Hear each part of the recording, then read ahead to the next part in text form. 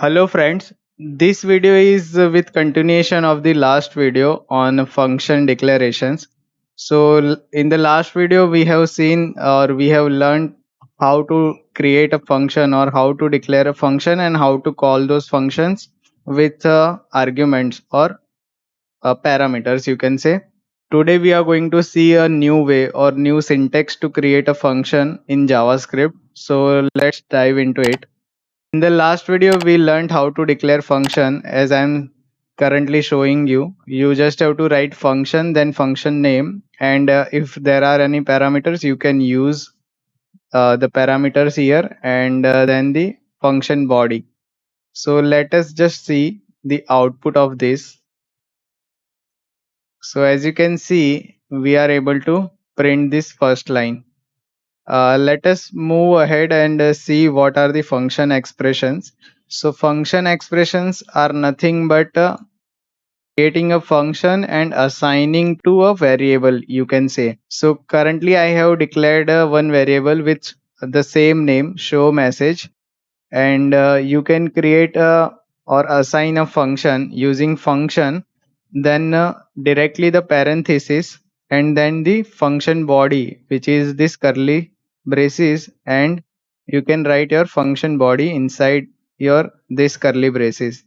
So this is the main difference. Earlier we used to write function keyword first, then the name of the function and the parenthesis, but now you have to write function name first. That is why it is called as a function expression. This is currently a variable, but as soon as you assign a function to that variable, it becomes a function expression. So I can call this show message as my conventional function and I can pass parameters as well. So let us see this in action. So as you can see, hello YouTube from function expression has been printed here.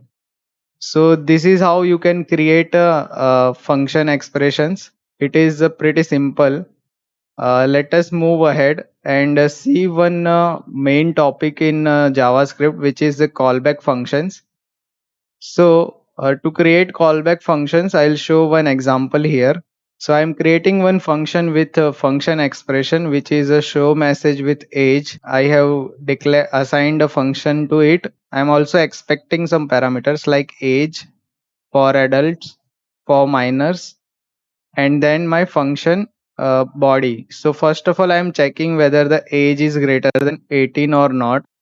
It expects greater than or equals to 18. Then it will call this for adults function. And later I am if the age is less than 18, then it will execute this else part, which is for minors, and I am passing age as well. So we'll come back to for adults and for minors functions. So right now I have again declared one more function here, adults CB.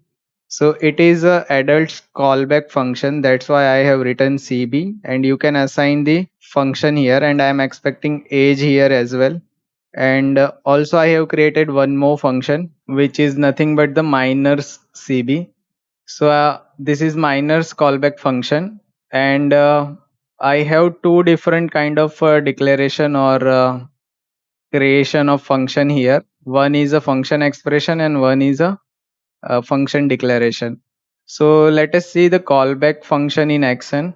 So I am using variable age as 18 value, and I'm calling this show message with age function with three parameters or three arguments in it. So I'm passing age, which is 18. Adults callback function, I'm passing this function as an argument to this function show message with age function.